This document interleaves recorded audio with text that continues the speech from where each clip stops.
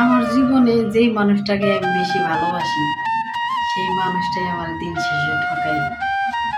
যেই মানুষগুলার আমি বিশ্বাস করি, সেই মানুষগুলাই আমার আঘাত দেয়। কেননা আমি সবসময় মানুষকে অল্পতেই আপন ভাইবা নিই। এই কারণে হয়তোবা সবাই আমার দুর্বলতার সুযোগ নিয়ে সবাই আমারে কষ্ট দেয়। অল্পতে আমি সন্তুষ্ট হয়ে যাই। এই কারণে কারো মনের মতো হইতে পারলাম না। যদি আর 10টা মেয়ের মতো আমিও সন্তুষ্ট না হইতাম, আর 10টা মেয়ের মতো আমিও যদি হই হুল্লা করতাম, তাইলে হয়তো সবার ক্ষেত্রে আমিও ভালো থাকতে পারতাম। কেন আমি অল্প কিছু পাইলে আলহামদুলিল্লাহ বইলা শুকরিয়া আদায় করতে পারি, কিন্তু তাতে কিছু কিছু মানুষের মন ভরে না, হয় না। তারপরও আমি ভালো না।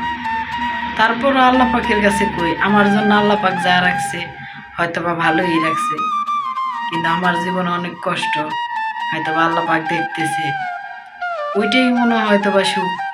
তারপরও আমি মাইনা নিছি, কিছু করার নেই।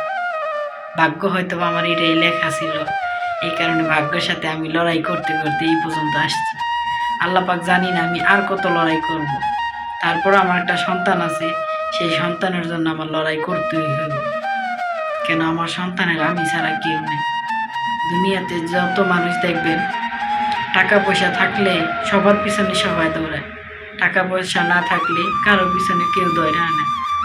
তো যাই হোক, আমার কথাগুলো হয়তো বা অনেকেরই খারাপ লাগে জানি, আমার কথাগুলো শুনতে হয়তো বা অনেকেরই ভালো লাগে না। তা আমি কিছু কিছু কথা বললে আপনাদের হয়তো বা জানি যে কেউ শোনেন না। তো আজকে কিছু কথা বললাম, দয়া করে সেই কথাগুলো শুনেন আমার কথাগুলো।